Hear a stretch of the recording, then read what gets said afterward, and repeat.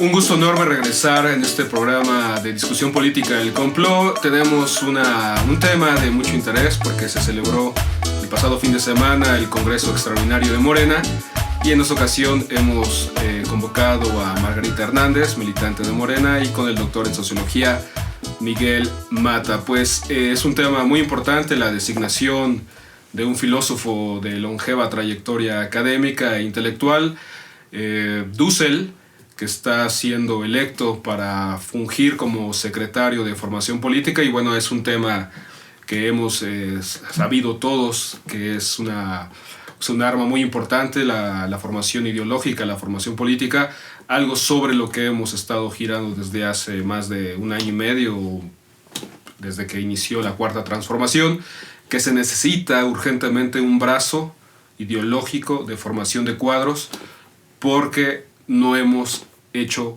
política como queremos muchos de nosotros. Entonces, bueno, Miguel pues se designó, fue electo. Creo que el personaje brilla en muchos sentidos y también tiene sus claroscuros.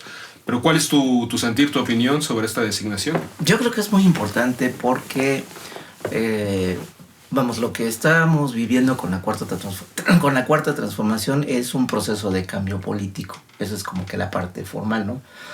Pero creo que lo que valdría la pena discutir, comentar o empezar a profundizar es las implicaciones que esto tiene más allá de la parte formal. Es decir, el PRI fue un partido de Estado durante más de 80 años. Entonces las prácticas políticas en las que prácticamente todo, sin ser redundante, prácticamente todo nos hemos formado, tienen que ver con esa manera de entender lo que es la política. Así es decir, la negociación, la cooptación o la represión o la negociación en lo oscuro, los acuerdos corporativos. Eso peso que tiene la cultura política no se puede negar. De hecho, muchos de los problemas que tienen los partidos políticos, todos en general, tienen que ver con la prevalencia de ese partido de Estado. Por eso fue un partido de Estado, ¿no?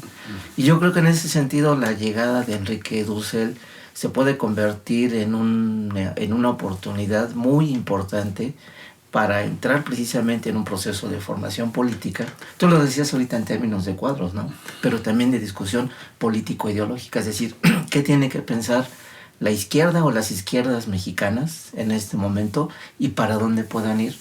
El cargo, bueno, está dentro de la formalidad del partido político, pero yo creo que es importante y creo que ahí puede venir un giro muy interesante en el hecho de que Enrique Dussel, con la trayectoria que tiene, con la perspectiva que tiene de lo que es la política, puede contribuir a que quienes estemos interesados o quienes estén interesados en entrar en estas discusiones, pues se enriquezca y se vaya expandiendo, ¿no? Como una especie de ola expansiva que es necesario, porque venimos de una etapa de profunda despolitización. Un primer momento de esa despolitización tiene que ver con el sistema político mexicano manejado por el PRI. Y un segundo momento tiene que ver, aquí incluso hasta tendríamos que en determinado momento cuestionarnos lo que representó la Revolución Mexicana y su sistema político. Y un segundo momento me parece que tiene que ver con los años del neoliberalismo, ¿no? Que fue prácticamente el propio partido de Estado el que se montó sobre una nueva dinámica política e ideológica y social, incluso hasta cultural, para implementar el neoliberalismo. Entonces, pues es mucho el trabajo que hay por delante en términos de analizar, profundizar en esto, y creo que si hay alguien que lo tiene claro, en particular en términos de su capacidad y la posibilidad de dirigir, en este caso, la formación política dentro del Comité Ejecutivo Nacional, es el doctor Dussel. ¿Y tú, Margarita, verías los pros y los contras de Dussel? Pues a mí me parece que fue muy afortunado este Congreso Extraordinario, por cierto, cuestionado, pero digo afortunado en el sentido de que se descalificaba a quien pretendía participar en una elección de manera pronta y no esperarnos hasta el 2021, el 2021. Considero que fue atinado por una parte la realización de este congreso y muy afortunado en términos de la convocatoria, de que llegaron la mayoría de los congresistas, y la elección fue sobre los mejores perfiles. Evidentemente, Dussel es incuestionable, es un intelectual calificado a nivel internacional, padre de la filosofía de la liberación, un tema que él ha discutido en diferentes espacios académicos y políticos de manera internacional, y que ha aterrizado su reflexión aquí en México y con diferentes propuestas de tesis políticas, tesis económicas y tesis filosóficas. Entonces, por esa perspectiva, ganamos. Por otra parte, la ubicación que le da Miguel me parece exacta. La cultura política que atraviesa, hay quienes hablan del ADN priista de todos los políticos, de todos los partidos. No hay ningún ADN, no es un asunto biológico, es un asunto cultural. Hemos aprendido toda clase de prácticas equivocadas o maliciosas para que un cierto grupo se mantenga en el poder y para arrancarle poquito. El pueblo lo ha hecho siempre. Entonces, el tener la posibilidad de reflexionar ese tema permite el cambio. Esto no es un asunto biológicamente imposible de modificar, es un asunto intelectualmente posible de cambiar. ¿Y cómo se puede cambiar? A través de conocer cuál es la realidad, cuál es nuestra realidad en términos de prácticas cotidianas, cómo pensamos la vida, cómo pensamos el mundo, y poderlos cuestionar y poder decir, esto no lo quiero, quiero otra cosa. De hecho, si hubo un cambio tan importante como el que se da en el 18 con Andrés Manuel, es porque se cuestionó una de las prácticas políticas, la elección, la cuestión electoral y a quién se elige. Pero hacer ese cuestionamiento llevó muchos años, hay que decirlo, todos los años del mundo con fraudes. Ir cuestionando diferentes partes de la vida política no es tarea fácil, pero se tiene que empezar en algún momento. ¿Y quién mejor que Dussel, que sabe cómo se ha construido estas prácticas y estas formas de pensar equivocadas que el neoliberalismo ha estado machacando a través de los medios de comunicación, pero la propia vida que nos dice, vístete de tal manera, toma de esta manera y fuma este cigarro para que te veas bien? Esas prácticas, ¿quién mejor que un intelectual que lo ha estudiado? Ahora, en esto de la formación política habría que reconocer que hay una parte muy amplia, que es lo ideológico y que es de construir todo lo que nos ha imbuido el neoliberalismo, que tiene que ver con la cuestión mediática, y la otra parte, la parte dura, que sería la cuestión ideológica, la formación de cuadros. Necesitamos gente con una capacidad de reflexión profunda, con una capacidad crítica muy seria y que pueda reproducir, que pueda cuestionar a la vez. Entonces, ahí vería la formación política que tiene, el reto que tiene Dussel es una vía de formación de cuadros muy seria, muy estricta, pues, en términos de contenidos y de análisis crítico, y una parte más amplia hacia la sociedad que tiene que ver con la formación e información a la ciudadanía. Sí, hay unas cosas que yo pondría en duda de Dussel. Por ejemplo, es un intelectual que llega al poder, y siempre el intelectual que llega al poder, a veces su gran obstáculo es el tiempo, porque política es tiempo. Se ha escuchado esa frase con cierto tino. Es una formación de cuadros ideológicos requiere mucho tiempo, Y si bien él ha estado, por ejemplo, creo que fue rector provisional un tiempo de la UACM, y ha sido uno de los intelectuales más mediáticos que haya propugnado por la formación de cuadros, los resultados, no sabemos exactamente qué resultados fueron, porque operó él en Coyoacán, pero no tuvimos en efecto una idea de cómo él va a poder resolver asuntos que están ahí y desbordan el asunto ideológico, que es el problema burocrático, el problema de dineros, el problema de la maniobra política, de cómo lograr la pedagogía que se necesita.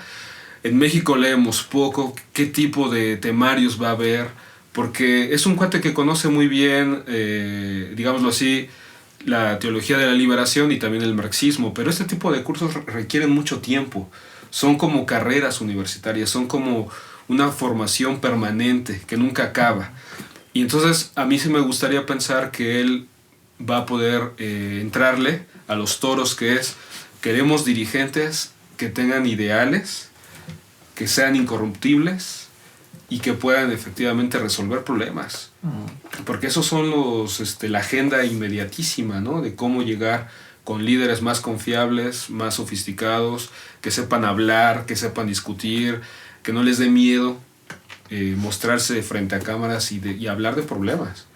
Entonces, para Dussel quizá él y su gente ojalá pueda lograrlo. Yo espero que lo logre, pero también ya es una persona de edad, no tiene esa energía de un treintañero o cuarenteño de 50 años. Entonces hay variables que yo pienso que pueden ir minando un poco su designación como secretario de formación.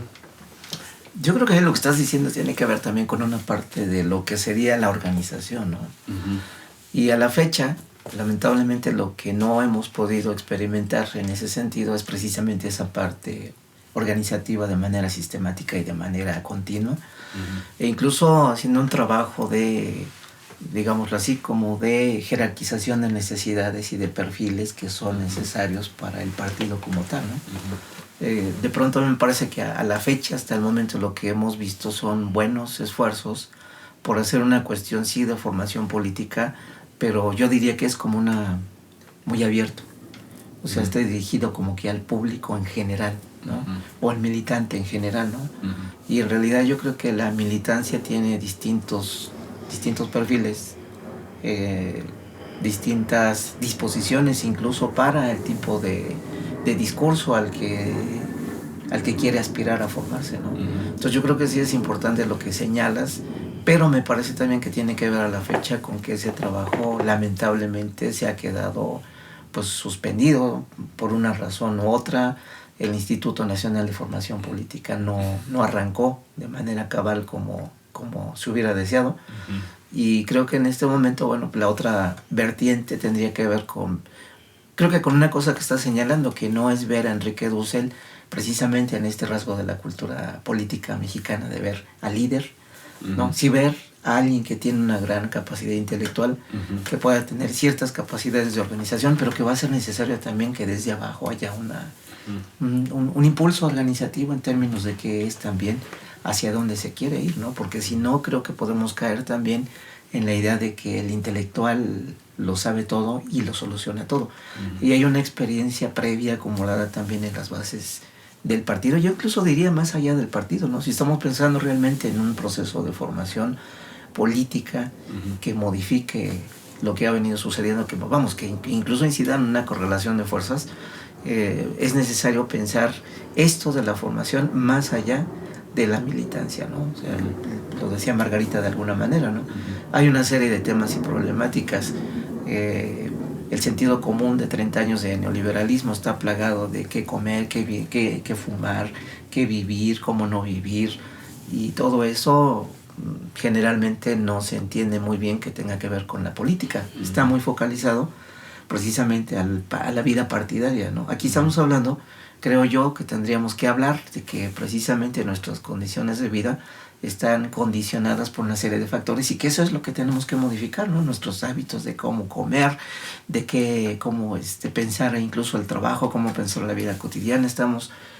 Llevamos más de 30 años, hemos estado viviendo con el agobio del tiempo y, por ejemplo, el acortamiento de la vida familiar, incluso las perspectivas con las que se mueven las familias. Yo hacía algunas entrevistas en el Estado de México y me daba cuenta que incluso dentro de la familia se metió la lógica de la competencia, ¿no? Es decir, se premiaba más al hijo que iba mejor en la escuela, al que terminaba la carrera, al que ya tenía un trabajo, porque se pensaba que ya era exitoso, ¿no? Uh-huh. Entonces todas esas cosas creo que van más allá de la vida partidaria, uh-huh, y van más allá precisamente de esta manera en la que a lo mejor todavía de manera muy tradicional queremos pensar lo que es el partido como tal, ¿no? Uh-huh. Bueno,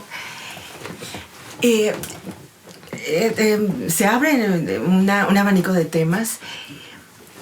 ¿Qué sucede en Morena en esta cuestión organizativa? Pues ha estado en un impasse. Morena no ha sido el partido que impulsa la organización, la relación con los movimientos y tampoco la formación política. Sin embargo, Dussel, con su propia capacidad estratégica, ha impulsado diversas estrategias formativas. Yo no recordaba esto de que fue director de la... Rector de la Universidad de la Ciudad de México, pero él impulsó la Escuela de Cuadros Carlos Someoteotzin, y que está en los medios digitales, y ha tenido una consistencia en ese tema que se podría decir que ya tiene una cartera de contenidos, ya tiene una propuesta, por un lado metodológica y por otro lado temática, de la que no necesariamente tenemos que estar de acuerdo. A mí me parece que si bien los medios son muy importantes, se requiere el debate cara a cara, el saber qué pensamos después de una presentación conceptual, teórica. ¿Qué pensamos? Por lo general, el intelectual tiene un peso muy grande y opaca, subordina a la audiencia. Que se retire, esa sería mi propuesta metodológica, y que quien escuchó, quien leyó, quien tiene experiencia, quien sabe del tema, lo discutan y se vea. Pero bueno, eso en relación a que sí tiene experiencia y es una oportunidad para el partido de impulsar procesos organizativos diferentes. En relación a la otra parte que tiene que ver con la sociedad, claro que requerimos urgentemente de desmontar muchas ideas.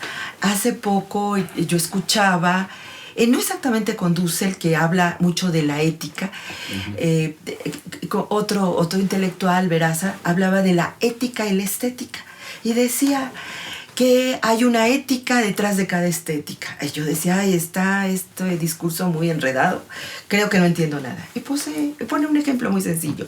Una mujer que usa tacones, que se arregla, que responde a una estética política, a una estética con una ética. Gustarle al varón, gustarle al hombre. Aquella que usa tenis, que es menos sofisticada y que se arregla y se pone bonita, pero cuida su columna vertebral, cuida su salud, está proponiendo una ética de salud y una estética. Y la estética y la ética tienen que ver con su cuidado, con su sentirse bien y con el respeto a su propia biología. ¡Wow! Me quedé impresionada. ¿Qué significaría ello? Que la oportunidad que ahorita tenemos como partido es exigir al gobierno que no todo, en todos los espacios y en todos los ámbitos, hay una propuesta diferente. Sí tenemos una difusión de otra manera de ver la vida, de otra manera de ver lo cotidiano, podríamos estar exigiendo otras cosas en materia de salud, no necesariamente medicamentos. Un trato diferente al que está reclamando atención médica. Sabemos demasiado que parte de este asunto de la salud tiene que ver con lo afectivo, con lo emocional, con el sentirse atendido. Y ahorita hay un reclamo de medicinas. No, también hay un reclamo debajo de atención, de reconocimiento como persona. Y la medicina no lo arregla todo. Pero eso no lo podemos ver si no se impulsa otra manera de ver las cosas. Y bueno, me parece que el tema da para mucho, no sé si tenemos el tiempo, pero creo que yo podría decir que es todo un logro la llegada de Dussel, que se tiene que rodear de muchas personas, tiene que conformar un equipo que seguramente pues lo tiene en la mira, y que entre más personas podamos sumarnos a la reflexión crítica, esto va a poder caminar. Pero sí se necesitaba una decisión de lo que implicó ese congreso, de muchas congresistas, de muchos representantes de otros grupos a nivel nacional. Cuando vayan pensando en sus conclusiones, para mi gusto creo que tampoco se trata de descubrir el hilo negro, la pólvora. Es claro que si Dussel usa sistemáticamente el medio de comunicación que, por ejemplo, López Obrador usa todos los días, donde son 2 horas de respuesta y ataque y contraataque a los que comúnmente llamamos los contras, la reacción, incluso al interior de Morena,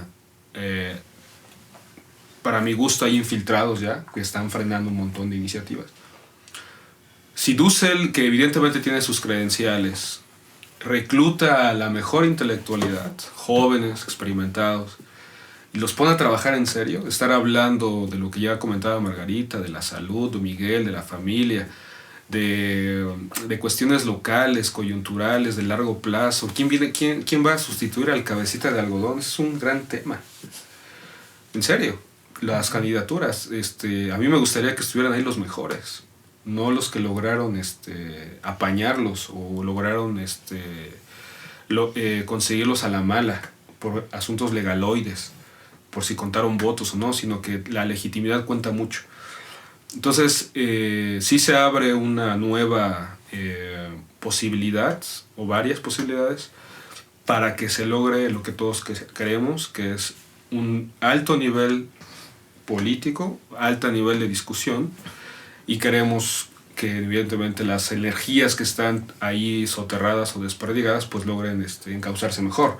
Y un buen líder, un buen intelectual puede lograrlo. Ahí está, por ejemplo, lo que está haciendo Taibo II. Es igual, es un intelectual, escritor, que está logrando cosas interesantes porque ha echado a andar una maquinaria que estaba ahí oxidada, vilipendiada, sin importarles.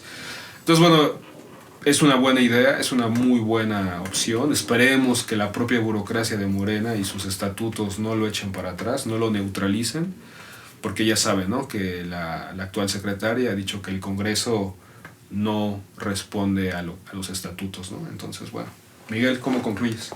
Yo quisiera concluir con una cuestión también de la formación política, ¿no?